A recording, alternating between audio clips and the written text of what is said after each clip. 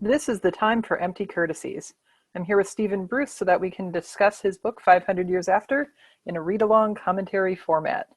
Steve, today we're going to talk about Chapter the 7th, which treats of our old friend Pell and his recent activities regarding information, deduction, and coercion.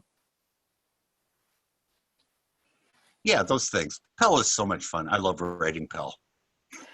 He never lets me down. It's always fun when, as a reader, I can actually figure out some of what Pell is doing, because then I feel smart. Excellent. How much did you get on that one? What he was up to? Well, and it's not the first time I've read the book, but I definitely early on in this conversation am going, oh, so Pell is basically setting up a network of little sparrows that are just sort of self-perpetuating just by introducing a rumor that the discretions will do this information exchange. Like, it's the lowest effort spy ring I've ever heard of. It's brilliant. Did you pick up on what he was doing in the letter he wrote to Adron at the end of the chapter? So I assume that it will mean something to Adron, but I, basically just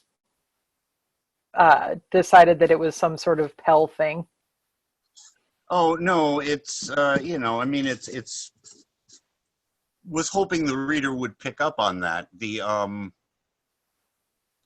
first letter he wrote to Adron, the one about. Okay, so he dates it a day after when he's actually writing. That's important. Right, and right. He writes it, and it's like from like a tradesman or something, telling. He is telling Adron, I can't wait for this event because I am going to bore you with 6 hours of the most horrible poetry ever as soon as you show up there. So he's making sure that Adron will not. Okay. Exactly. Okay. It is a threat. Okay. That's beautiful. Yeah, so I got that, because I'd read the next chapter tonight also. But I did already get that this is him thwarting an assassination attempt. Right. I guess I just didn't notice the exact means. But maybe people will comment and tell us whether they understood that. Who knows? Yeah, who knows?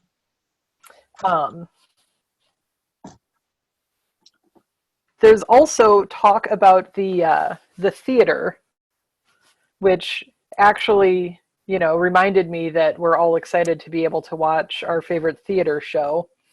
Because he's talking to this guy whose job is to clean. Yes, slings and arrows. His job is to clean rotten vegetables off of shoes. Yeah, that's basically. That is just a Dragaryn translation of a really old joke that I love. In the original version, it's the guy in the circus whose job is following the parade and picking up the elephant shit and shoveling the elephant shit into a sack. That's his job. That's what he does for the circus. And the guy says, well, you get paid a lot? He says, well, no, it's pay is terrible. Well, you're hoping for promotion? No, I'm just going to be stuck doing this. So well, why don't you quit? The guy goes, what? You mean leave showbiz?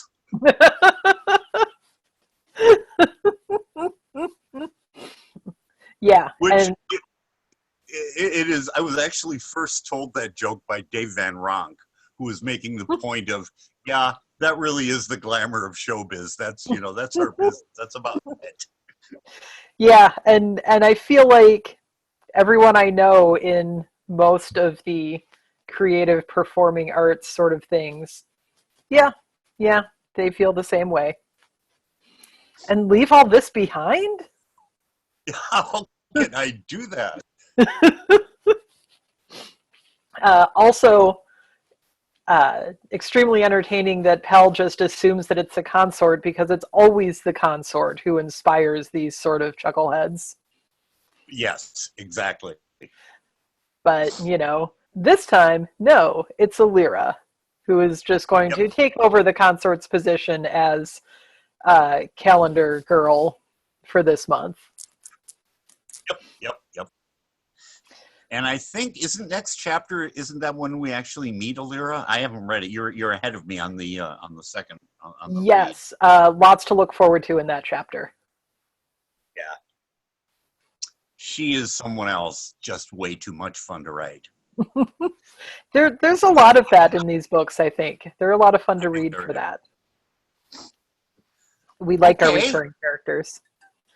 All right, so yeah, let's do this again, shall we? Let's shall. All right. And bye. bye.